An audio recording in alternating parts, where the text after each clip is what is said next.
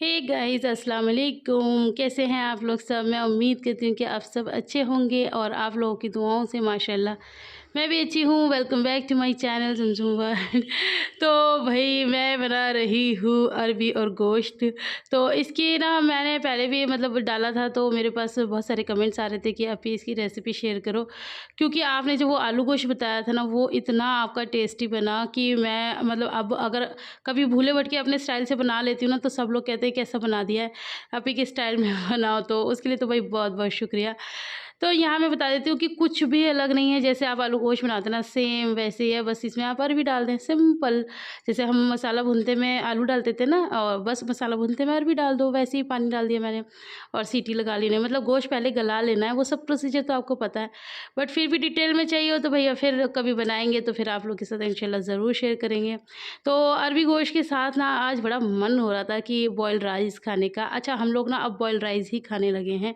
पहले मैं मतलब वैसे फ्राइड राइस खाती थी, लेकिन बाजी को शुरू से बॉयल्ड राइस पसंद है, तो वो खाते खाते अब इतनी आदत पड़ गई है कि अब ना अच्छे ही नहीं लगते मुझे फ्राइड राइस। अब कभी मम्मी बोल भी देती ना कि फ्राइड बनाना, मैं कहती नहीं मम्मा बॉयल्ड राइस ही अच्छे लगते हैं। तो खैर बहरहाल चावल मेरे ख़त्म हो गए थे, तो यहाँ से ये कट्टा उठाना था। तो मैं मम्मी को कह रही थी मम्मा ये कट्टा उठा दो, क्योंकि थोड़ा मेरा वज़न भारी है ना, तो फिर मेरे को कहीं ऊपर चढ़ने में डर लगता है कि मैं गिर ना जाऊँ, तो फिर खामख़ा का नुकसान हो जाएगा बहुत ज़्यादा। तो बस यहाँ पर ये पापा इकट्ठा ही ले आते हैं, 35 किलो के ये चावल होते हैं, तो ये 5-5 किलो के कट्टे होते हैं। तो इसी में से मम्मी मेरे पास भी भेज देती है। एक कट्टा चला जाता है, जब वो ख़त्म हो जाता है फिर दूसरा चला जाता है, तो अपनी ज़रूरत के हिसाब से है। तो ख़ैर फ़िलहाल तो मैं उठा लाई हूँ और यहाँ पर ये इसके अंदर डब्बे में डाल दूँगी। ये ना अभी हम लोगों ने टेम्परेरी डब्बा बनाया हुआ है, इतना छोटा डब्बा है नहीं हमारा, 5 किलो वाला ही है, लेकिन अभी वो मिल नहीं रहा था, तो फिर इसी में टेम्परेरी ये डब्बा खाली था, तो इसी में मैंने डाल दिए और इसी में ऑलरेडी पहले से डले हुए भी थे। तो खैर हाँ, आप लोगों के बहुत सारे कमेंट आ रहे हैं कि अभी आपने वीडियो नहीं डाला ईद के बाद, आप कहाँ गायब हो गई? तो वो सब मैं आपको डिटेल में बताऊँगी, वो मैं आपसे ना मिल के बात करूँगी। अभी तो मैं फ़िलहाल जो काम कर रही हूँ वही आप लोगों के साथ शेयर कर देती हूँ। तो मैं बनाने जा रही हूँ बॉइल्ड राइस और सब्ज़ी मेरी बन चुकी है। तो चलिए अब आगे मैं क्या करती हूँ वो मैं आपको दिखाती हूँ। तो यहाँ पर मैं चावल तो निकाल के ला चुकी हूँ, अब मैं जल्दी से उसको धो रही हूँ और मैं धो के उसको बनाऊँगी। मैंने आप लोग को पहले ही बता दिया कि मैं इसको सिर्फ बॉइल्ड राइस बनाऊँगी, और ये वैसे वाले नहीं है कि मैं मतलब इनको उबाल के और फिर छन्नी से छानना है। मैं इसी बर्तन में मतलब जितना पानी है और जितने चावल है उससे डबल पानी डाल के और इसी में बना लूँगी। मतलब छौंका बघारी कुछ नहीं है इसके अंदर, बस इस तरह से बना लेना है। तो यहाँ पर ना मैं ये बताना चाहती हूँ कि मेरे अंदर आ गई है थोड़ी सी स्वेलिंग, थोड़ी नहीं थोड़ी ज़्यादा सी। अब मैं आपको फिर से थोड़ी सी गोलगप्पा सी लग रही होंगी, हालाँकि अच्छा खासा मैंने अभी बीच में कम कर लिया था, रमज़ान से पहले से स्टार्ट कर दिया था, फिर माशाल्लाह से सारे रमज़ान रखे। अच्छा, रमज़ान रखने से मुझे याद आया कि मतलब कुछ लोगों के ऐसे कमेंट्स आते हैं कि मैंने बताया ना मैंने ईद का व्लॉग जो बनाया था, आप लोगों ने देखा होगा, अगर नहीं देखा तो आप जाके देखिए। और माशाल्लाह आप लोगों ने बहुत ज़्यादा प्यार भी दिया उस व्लॉग पे। तो वहाँ पर मैंने यही बताया कि भाई बहुत सिंपल तरीके से हम लोग ईद मनाते हैं, बहुत सादी। भाई जैसे हम लोग हैं, हम आप लोग मेरे व्लॉग्स भी देखते हैं तो बहुत सादा होते हैं, इसमें कोई मतलब बनावटी नहीं होता और कुछ इस तरह से नहीं है कि भैया मतलब होता है ना एक शो ऑफिज़्म, कुछ इस तरह से कुछ नहीं होता। जैसा हम रहते हैं, जैसा हम खाते हैं, जैसे हम बनाते हैं, वो सब मैं आप लोग के साथ शेयर करती हूँ। तो मेरी एक बहुत ही प्यारी सी बहन है, उनको शायद ज़िंदगी में बहुत ज़्यादा कुछ परेशानी है, तो यही बोल रही थी कि ईद वैसे भी वो लोग मनाते हैं जो रोज़े पूरे रखते हैं, और तुम्हारे यहाँ तो कोई रोज़े रखता ही नहीं है। तो शायद वो मेरे पूरे व्लॉग्स नहीं देखती हैं, ये शायद उन्होंने गुस्से में कहा है, अल्लाह जाने किस लिए कहा। तो मैं उनको यही बता देती हूँ कि अगर आप मेरे व्लॉग्स देखती तो आपको पता चलता कि मैंने कमेंट में भी रिप्लाई किया था कि हमारे पापा, मैं और शबी, हम तीनों ने पूरे रोज़े रखे हैं माशाल्लाह से। हाँ, भैया और आपके जीजू ये लोग नहीं रखते, तो अब ये तो शुरू से ही नहीं रखते, तो इसके ऊपर मुझे नहीं लगता कि ऐसा कोई कमेंट आपको करना चाहिए। ईद सबकी होती है, ईद सांझी होती है, सब मिलकर मना सकते हैं, और ऐसा कुछ हमारे उसमें नहीं है कि अगर रोज़े नहीं रखे तो ईद नहीं मना सकते। हाँ, ईद की खुशी रोज़ेदारों को ज़्यादा होती है क्योंकि वो इतनी मेहनत करते हैं, और जो लोग रोज़े नहीं रखते हैं उनको शायद थोड़ी सी कम होती होगी, लेकिन इसका मतलब ये तो नहीं है ना कि उनकी ईद ही नहीं है। तो और ज़बरदस्ती तो मुझे ऐसा लगता है कि कभी किसी से कुछ भी नहीं करवा सकते। काफ़ी लोग मुझे यही कहते हैं कि इसमें बहुत ज़्यादा गलती आपकी है, क्योंकि आप ही जीजू को गरम-गरम खाना बना के दे रही होती हो, तो इस वजह से वो रोज़ा नहीं रखते हैं। तो डियर, मैं उनकी बीवी हूँ, मैं उनकी माँ नहीं हूँ, या मैं उनके मतलब मैं उनका शौहर नहीं हूँ। मेरे कुछ फ़र्ज़ हैं और कुछ मेरा एक दायरा है कि मुझे उसके अंदर मैं अगर रहूँगी तो वो ज़्यादा बेहतर है।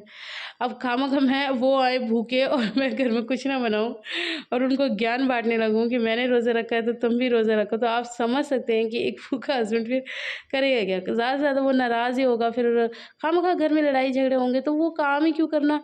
और ऐसी सलाह तो प्लीज़ मुझे मत दिया करें। मैं ये सोचती हूँ कई बार कि इतनी बेहतरीन आप लोग सलाह देते हैं, अगर कोई लेडी आपकी सलाह मानने लग जाए, कुछ लोगों की, मतलब सारे लोगों की मैं बात नहीं कर रही, तो उनके घर में रोज़ लड़ाई झगड़े हों। तो भई मेरे कुछ फ़र्ज़ हैं तो वो मुझे हर हाल में अदा करने ही होंगे। मेरे कितने काम होते हैं जो वो नहीं करते हैं, कितनी चीज़ों के लिए मैं बैठी रहती हूँ, तो वो सब मेरे मम्मी-पापा करते हैं, तो क्या मैं उनको खाना नहीं देती या मैं उनकी ज़रूरतें पूरी नहीं करती? ऐसा कुछ नहीं होता। शौहर का मुकाम जो है ना, वो हमारे मज़हब में बहुत ज़्यादा ऊँचा है। हम उन्हें कह सकते हैं, हम उन्हें समझा सकते हैं, प्यार से बता सकते हैं, थोड़ा बहुत गुस्सा भी कर सकते हैं, बहुत ज़्यादा गुस्सा नहीं, ये नहीं कि उनकी माँ ही बन जाए बैठ के। तो ये मेरा मानना है, बाकी आप लोग देख लें जो आप लोगों को ठीक लगे। ख़ैर बहरहाल बात बहुत ज़्यादा लंबी हो गई। तो यहाँ पर मैंने चावल भी बना लिए, देखिए आपसे बातें-बातों में चावल भी बन गए हैं, सब्ज़ी भी बन चुकी है, और ये जो सब्ज़ी है ना, इसको मैंने थोड़ा-सा आज पतला बनाया है। आप लोगों ने देखा भी होगा, अभी मैंने कुकर खोला था तो थोड़ा पतला इसीलिए क्योंकि ये चावल के साथ खाई जाएगी ना, और चावल के साथ सूपी सब्ज़ी बहुत ज़्यादा अच्छी लगती है। आयरा भी यही कहती है, मम्मा सूप चाहिए। मम्मा सूप चाहिए, तो सबको सूप ही पसंद होता है, इसलिए मैंने सूप ही डाल दिया। तो यहाँ पर मैं ना सलाद कट कर रही हूँ, और आजकल क्या काफ़ी टाइम से हम लोग डाइट में मतलब सलाद दे रहे हैं। सलाद से यही हो जाता है कि फिर मतलब जहाँ आप ज़्यादा रोटियाँ खा रहे होते हो तो वहाँ आप कम कर देते हो। मैंने आप लोगों को शायद पहले भी बताया होगा कि मैं पहले 3 रोटी खाती थी, फिर अब मैंने धीरे-धीरे कम किया और अब मैं माशाल्लाह से सिर्फ़ 1 रोटी खाती हूँ। बाकी कमी ये जो है, ये 1 बाउल जो सलाद है ना वो मेरा है। तो मैं उससे पूरी कर लेती हूँ, तो ख़ैर इस तरह से काम भी हो जाता है। तो यहाँ पर मैंने टमाटर काटे, वो अलग से रख दिए हैं, तो ये रहा मेरा खाना। अच्छा, पहले ये हुआ करता था कि खाने में जैसे चावल बनते थे तो चावल तो साइड में है, और रोटी तो जो 2 ढाई खाने वो अलग खाने और चावल अलग खाने, लेकिन अब ऐसा नहीं है। अब मेरा प्रॉपर खाना यही है, अब मैं रोटी नहीं खाऊँगी, बस यही खाऊँगी, इसी में मैं अपने आप को शांत करूँगी। तो बस जैसा खाने का वही होता है कि आप जब ज़्यादा खाते हैं तो आपको ज़्यादा भूख लगती है। जब आप अपनी भूख मारना शुरू कर देते हैं, तो फिर आप थोड़ा टाइम आप लोग को प्रॉब्लम होती है, लेकिन फिर आपकी आदत बन जाती है। तो वही मुझे भी बहुत ज़्यादा प्रॉब्लम हुई थी, और अभी भी कई बार बहुत ज़ोरों से भूख लग रही होती है तो फिर मैं 1.5 रोटी कर लेती हूँ। ऐसा नहीं है कि बिल्कुल ही अपने आप को जान से मारना है, ऐसा कुछ नहीं है, धीरे-धीरे सब हो जाएगा। मुझे कौन-सा कैटरीना कैफ या करीना कपूर बनना है, बस ये है कि हेल्थ थोड़ा-सा ठीक रहे। तो आ जाइए आप लोग भी खाना खा लीजिए मेरे साथ। खाने-पीने के बाद ना यहाँ पर बच्चों की मस्ती चल रही थी, और ये मतलब रोज़ का ही है कि मतलब बच्चे ना फ़ोनों में लगवा लेते हैं गाने, और ये देखो ये आहिल भी ना इन बच्चों को देख-देख के ऐसे ही हो गया है। इसको भी डांस ये सब करते हैं ना, इसको भी बहुत ज़्यादा जोश आता है, और इसका डांस यही है ऐसे-ऐसे चलने का, तो बहुत ज़्यादा क्यूट लग रहा था माशाल्लाह से। और बच्चों में ये होता ही है कि जैसे दूसरे बच्चे करते हैं ना तो वो करते ही हैं। ख़ैर यहाँ पर आपको शिफ़ा की ड्रेस दिख रही है ना, और कैसी लग रही है मुझे बताना, ये मैंने ही शिफ़ा को गिफ्ट की थी। तो आप लोगों के साथ शेयर भी की थी, और यहाँ पर आपकी लिबा भी लगी हुई है डांस में, खाली आहिर ही नहीं है, लिबा भी है, फिर आयरा भी आ जाएगी, फिर ये सारे हो जाते हैं। और आयरा हमेशा कहती है कि मैं जब भी डांस करती हूँ ना तो दादी बहुत हंसती हैं, दादी बहुत खुश होती है, तो मैं उसको यही बताती हूँ कि दादी को बहुत अच्छा लगता है आपका डांस देखना।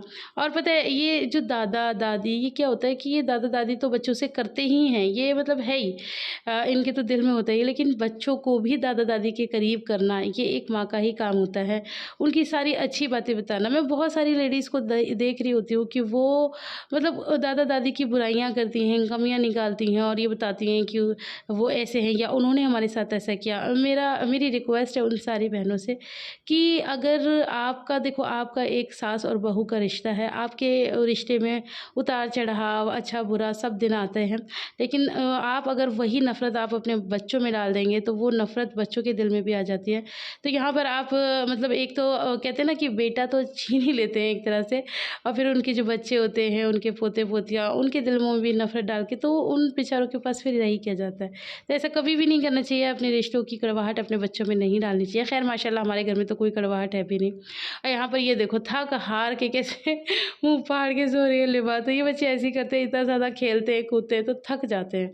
तो फिर इनका यही हाल होता है, ऐसे आरा करती है, ऐसे लिबा करती है। तो अपने पापा के पास जाके ये सो गई हैं और पापा दोनों बेटियों की जान है और पापा की दोनों बेटियाँ जान है। मतलब पापा को फ़ोन होता है, पापा से गुस्सा, अब ये देखो अब हम घर आ गए, तो ये पता नहीं किस बात पे गुस्सा हो गई है और इसका गुस्सा दिखाने का स्टाइल यही है। मैंने आप लोग को पहले भी बताया, तो ये इसी तरह से गुस्सा दिखाती है। अब इनके पापा इन्हें मनाएँगे। मैं तो ख़ैर ज़्यादा मनाती नहीं, भई मेरे पास उतना टाइम नहीं होता। मैं 1-2 बार कहती हूँ भैया उठ जाओ, क्या चाहिए बताओ? नहीं ज़्यादा ज़िद्दें तो मैं मानती नहीं, मैं उन माँओं में से नहीं हूँ कि जो चाहिए हर चीज़ ही दूँ। मैं बच्चों को हर तरीके से सिखाती हूँ कि नहीं ये चीज़ अभी नहीं, या ये चीज़ जब, या हर ज़रूरत पूरी नहीं करनी चाहिए बच्चों की। मतलब ज़रूरत नहीं, ज़िद पूरी नहीं करनी चाहिए, तो मैं नहीं करती, इनके पापा करते हैं। वो हर ज़िद इनकी पूरी करते हैं, हर इनकी तमन्ना पूरी करते हैं। तो ये जो करता है ना, बच्चे भी नाटक उसी को दिखाते हैं, तो ये सारे नाटक अपने पापा को दिखाए जा रहे हैं, तो वही देखें भैया, वही झेलें, हमें क्या। Welcome back. तो मैंने आप लोगों से कहा था ना कि मैं आप लोगों से बात करने आऊँगी, तो अब मैं आ चुकी हूँ। बहुत सारी बातें करनी है, तो जिनके पास टाइम हो वो सुन लें, जिनके पास ना हो तो वो अपना कुछ भी काम कर सकते हैं। तो मैं बात करती हूँ ना, तो ये फ़ोन इधर से, ये देखो स्क्रीन इसकी इधर से उधर जाती है। ये भी इसका शायद एक बहुत अच्छा फ़ीचर होगा, और लेकिन इसको डिसेबल करना मुझे नहीं आता। मुझे फ़ोन चलाना इतना आता ही नहीं है, मैं कई बार बता चुकी हूँ।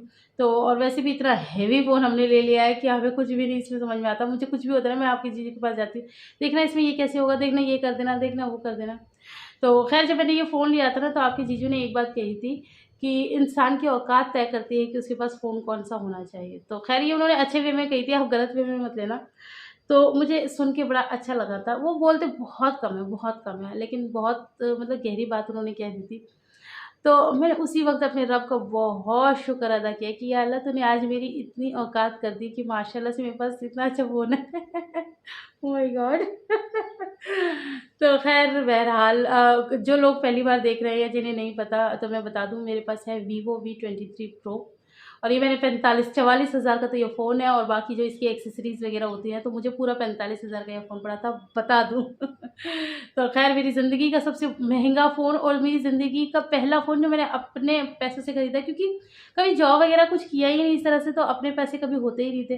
पहले शादी से पहले था तो वो मम्मी-पापा ने दिया था, और अब शादी के बाद आपके जीजू देते थे, लेकिन एक्सक्यूज़ मी, कोई नया फ़ोन नहीं दिया उन्होंने मुझे। जो वो फ़ोन मतलब वो नया लाते थे, और जो उनका होता था पुराना, तो वो मैं ले लेती थी, और मैंने कभी इस चीज़ के लिए वो भी नहीं कहा है मुझे नया चाहिए या मुझे ब्रांड न्यू फ़ोन ला के दो, कुछ भी। मुझे तो जो मिलता है मैं उसमें अल्लाह का बहुत-बहुत शुक्र अदा करती हूँ। शुक्र की और सब्र की माशाल्लाह से अल्लाह ने बहुत अच्छी मुझ में हिम्मत दी है, तो बस सब्र और शुक्र है जो अल्लाह ने आज इस मुकाम पे पहुँचा दिया है। ख़ैर बहरहाल मैं ये बात नहीं कर रही थी, मैं ये बात कर रही थी कि आप लोगों के इतने सारे कमेंट आ रहे थे कि अपी वीडियो क्यों नहीं डाल रहे हो? तो भाई मैं बता दूँ, ईद के बाद मेरी हो गई बहुत ज़्यादा तबीयत ख़राब। आजकल मौसम इतना ज़्यादा, देखो मेरी आँखें भी नहीं खुल रही हैं, आप लोगों को लग रहा होगा, वीकनेस बहुत ज़्यादा है। तो वही आजकल जो चल रहा है, वॉमिटिंग और पेट में दर्द, लूज़ मोशंस, फ़ीवर, इतना सब कुछ एक साथ हो गया था, तो 2 दिन तो मुझे लग गए ठीक होने में। फिर उसके बाद फिर हो गई अब लिबा की तबीयत ख़राब, तो लिबा परसों रात से जो लिबा की तबीयत ख़राब है, पूरी रात हो गई है उसे वॉमिट करते-करते, पूरे बेड पे उसने वॉमिट कर दी। फिर मतलब सारे बिस्तर, और फिर मतलब बार वॉमिट करे, मैं उसे उठा-उठा के नीचे बेड की तरफ मुँह करूँ। तो इतना मेरी पूरी रात जाग के कटी, और फिर जो कल का पूरा दिन है, पूरा दिन धुलाइयों में, सारे बिस्तर और ब्लैंकेट और घर-वर सब धोने-धाने में मुझे पूरा दिन लग गया। हालाँकि उसके दादू गुस्सा कर रहे थे। दादू रात में ही जब उसकी तबीयत ख़राब हुई थी, तो उसके पापा ले गए थे, बट उसे कोई आराम नहीं हुआ। तो मैं ये सोची थी कि सुबह ले जाएँगे, तो लेकिन फिर मुझे घर दिख रहा था ना, तो मेरे घर की हालत इतनी ज़्यादा ख़राब थी, तो मैंने कहा पहले मैं घर कर लेती हूँ, क्योंकि हो सकता है कि शायद इसे एडमिट कर लें, इसकी तबीयत बहुत ज़्यादा ख़राब है। कहते हैं ना, 1-2 वॉमिट में बुरा हाल हो जाता है, उसे कम से कम 8 टू 10 वॉमिट हुआ था पूरी रात और दिन में लगा के। तो दादू तो बहुत नाराज़ हो रहे थे कि किन कामों में लग गई है, जल्दी लेके जा, जल्दी लेके। मैंने कहा हाँ पापा। ये सब करते-करते ना मुझे 2 ढाई बज गया था, फिर खाना-वाना खाते 3 बज गया, फिर मैं उसको ले गई थी। बट ख़ैर बहरहाल डॉक्टर ने ड्रिपिंग नहीं की थी, उसकी मेडिसिन वग़ैरह दे दिया, अब थोड़ा ठीक है वो। तो बस यही है कि मैं बीमार, फिर बच्चा बीमार, तो नहीं हो पाया, और ना फिर रमज़ानों का इतनी थकावट, ईद की इतनी थकावट, तो फिर ऐसा लग रहा था बस छुट्टी ले लो। और जब खुद की भी तबीयत ठीक नहीं होती ना, तो फिर व्लॉगिंग करने का, कैमरा उठाने का बिल्कुल मन नहीं करता। ऐसा मन करता है जैसे कि अब हम लोग को तो खुद ही करना पड़ता है ना, खुद ही हम लोगों को कैमरे सेट करने पड़ते हैं और खुद ही सब करना पड़ता है। कोई दूसरा बना दे तो बहुत ज़्यादा अच्छा रहता है, लेकिन हम लोग के पास वो ऑप्शन नहीं है। तो बस उसी में फिर मन नहीं करता है। तो मेरी छुट्टियाँ चल रही थी भाई, हर इंसान को चाहिए होती है ईद की, बासी ईद की, तिवासी ईद की छुट्टियाँ चाहिए होती है, तो फिर मैंने भी छुट्टियाँ ले ली है। तो आज तो खैर चौथा या पाँचवा दिन, मुझे पता भी नहीं कि ईद को कितने दिन हो गए, खैर बहरहाल। तो बस मैं आप लोगों को यही अपडेट दे रही थी कि मेरी और मेरी लिबा की तबीयत ठीक नहीं थी, अब थोड़ा-थोड़ा ठीक है। तो अब कोशिश करेंगे धीरे-धीरे आप लोगों के लिए व्लॉग्स लेकर आएँ, लेकिन मतलब टाइम मत गिनिएगा कि इतने दिन हो गए, उतने दिन हो गए। जैसा भी होगा काम करने की कोशिश मैं पूरी करूँगी। तो आज की वीडियो में इतना ही। वीडियो बहुत ज़्यादा लंबा हो गया है, तो वीडियो पसंद आया तो ढेर सारा लाइक कर देना, फ्रेंड्स और फैमिली के साथ शेयर कर देना। कोई गलती हो गई तो उसे माफ़ कर देना। हम आपसे मिलेंगे इंशाल्लाह अपनी नेक्स्ट वीडियो में, तब तक अपना बहुत सारा ख्याल रखना। अल्लाह हाफ़िज़।